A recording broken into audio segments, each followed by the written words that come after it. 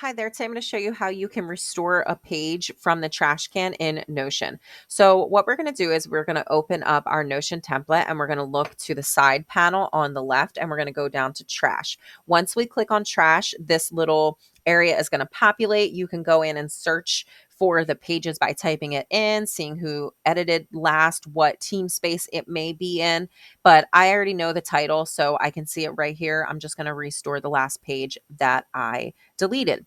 Now, in my opinion, I have found that sometimes, even after I restore a page, not all the data is restored in the proper formatting, or some things may have been missing. That may not be your experience. That has been my experience. So just always keep that in mind. Accidents happen when we delete things, but make sure you really want to delete it.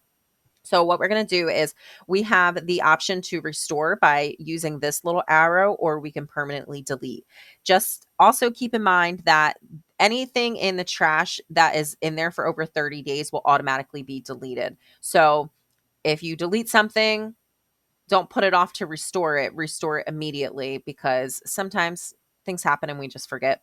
So what we're going to do is we're going to push on this little arrow. Once we push on this arrow, you're going to see that my tracker has now made it back into my pages, and then I'll be able to click on it and have my template back in there. And that is how you restore items from the trash. If you found this video to be helpful, please check out my other videos. You might find those to be helpful too. Thanks. Bye.